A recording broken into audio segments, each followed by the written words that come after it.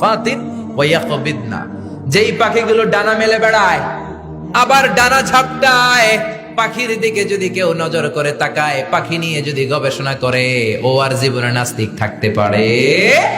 কত ধরনের পাখি যে আল্লাহ বানালেন, আপনি অবাক হয়ে যাবেন। আর কত জায়গায় যে আল্লাহ কোরআনে পাখির কথা বলে পাখির নিদর্শন দিয়ে আমাদের মস্তিষ্কের জট খুলতে চেয়েছেন, আপনি অবাক হয়ে যাবেন।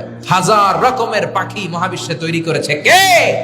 পাখির দিকে তাকালে আপনি বুঝবেন পাখির একজন মালিক, পাখির একজন রব আছে না নাই? আলপিন সুইফট নামে আল্লাহ একটা পাখি বানিয়েছেন, সাউথ ইউরোপে পাওয়া যায়। এটাকে তারা বলে সুইফট বার্ড। এই পাখিটা একবার যখন শূন্যে উড়াল দিতে শুরু করে, টানা 8 মাস উড়ন্ত অবস্থায় শূন্যে থাকে। আবার জমিনে নেমে আসলে কাজ সেরে আবার উড়াল দিলে আবার 8 মাস। হামিং বার্ড নামে একটা পাখি আছে নর্থ আমেরিকাতে, নাম শুনে থাকবেন। পৃথিবীর সবচেয়ে ছোট্ট পাখি। এটার প্রাপ্ত বয়স যখন হয় মাত্র 3 ইঞ্চি এটার সাইজ হয়।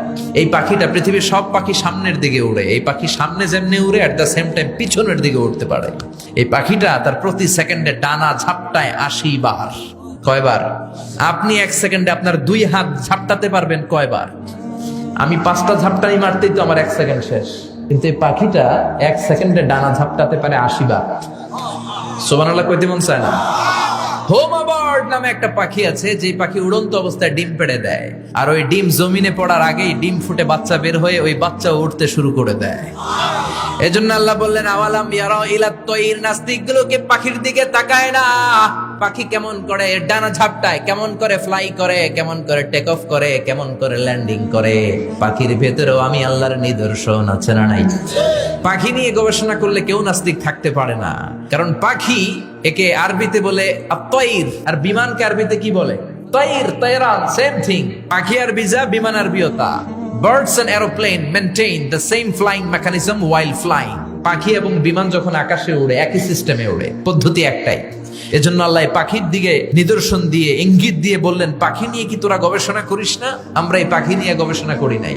এই পাখির উপর গবেষণা করে বিমান আবিষ্কার হয়েছে, এয়ারক্রাফট আবিষ্কার হয়েছে। কিন্তু আফসোসের বিষয় আমরা করতে পারি নাই, করছে খ্রিস্টান, ইহুদিরা।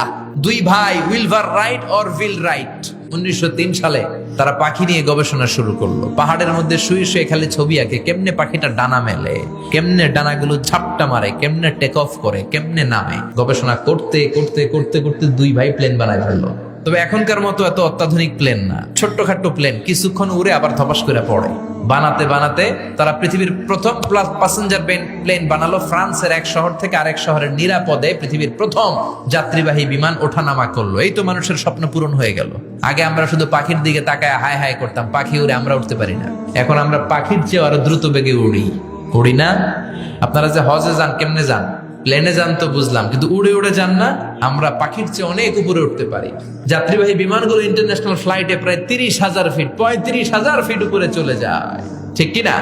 এই পাখি নিয়ে গবেষণা করে তারা বিমান বানিয়ে ফেললো। এখন মানুষ রকেট দিয়ে মহাশূন্যে চলে যায়, চাঁদে চলে যায়, মঙ্গল গ্রহে চলে যায়। এই বিমান আবিষ্কারের আগ পর্যন্ত পৃথিবীর সব দেশের ছিল শুধু সেনাবাহিনী আর নৌবাহিনী। যখনই বিমান আবিষ্কার হলো, এবার শুরু হইলো বিমান বাহিনী, এয়ারফোর্স, মিলিটারি। এখন ড্রোন হামলা করে, মিসাইল হামলা করে, ব্যালিস্টিক ক্ষেপণাস্ত্র দিয়ে হামলা করে।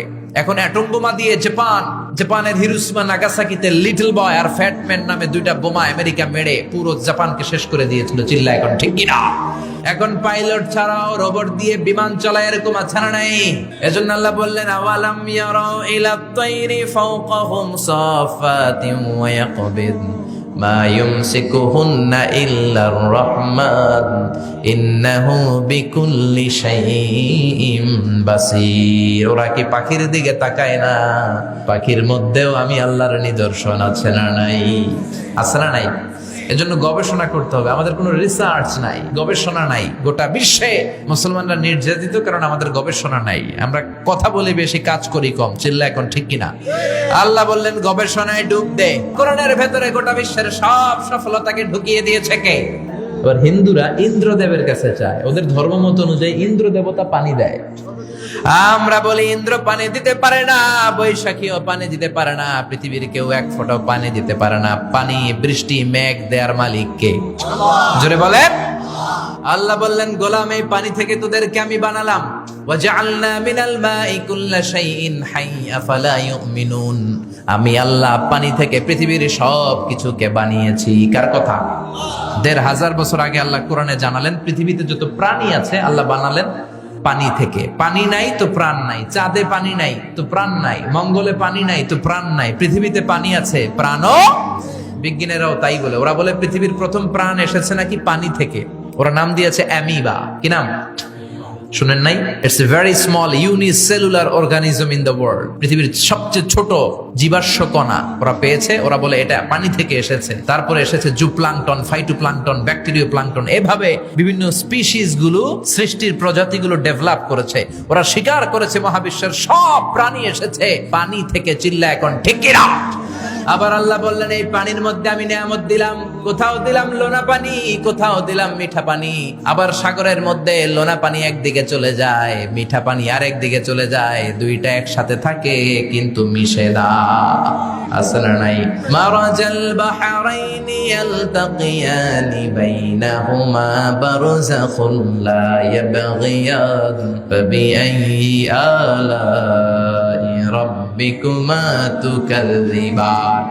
দুই দরিয়া আমি বইয়ে দিলাম, এক দরিয়ার পানি একটু স্পষ্ট স্ফটিক স্বচ্ছ, আর একটা একটু ঘোলাটে, আর একটা কালো। দুইটা সাগর একসাথে লেগে আছে কিন্তু একটার পানি আর একটার সাথে মিশে না। মাঝখানে অদৃশ্য দেয়াল দিয়ে রাখলো কে? আবার বাংলার জমিনে শত শত নদী আল্লাহ দিলেন, মিঠা পানির নদী। আমাদের নদীগুলা যদি লোনা পানির নদী হতো, আমাদের ফলমূল গুলা, গাছ গুলা বাঁচতো নাকি? মিঠা পানির নদী দিয়ে আমাদেরকে ধন্য করলো কে? কেমনে নাস্তিক হয় রে ভাই? এই পানির নেয়ামত, রিজিকের নেয়ামত, মহাবিশ্ব কত সুন্দর করে তিনি সুশোভিত করেছেন। এগুলো যদি কেউ নজর করে তাকায়, কেউ কি নাস্তিক থাকতে পারে? যতগুলো কথা বলেছি কোরআন সুন্নাহর আলোকে বলেছি, বানিয়ে বলি নাই। তারপরেও আমার মনের অজান্তে কোনো মিস ইনফরমেশন যদি আমার মুখ ফসকে বের হয়ে যায়, সেগুলো যেন আল্লাহ তাআলা আপনাদের স্মৃতিপট থেকে মুছে দেয়। আমরা বলি আমিন। সত্য, সুন্দর, হকের পক্ষে কল্যাণকর যা বললাম তার সবটুকুন আল্লাহ তাআলা প্রথমে আমাকে এবং আপনাদের সবাইকে আমলের তৌফিক দান করুক। আমরা পড়ি আমিন।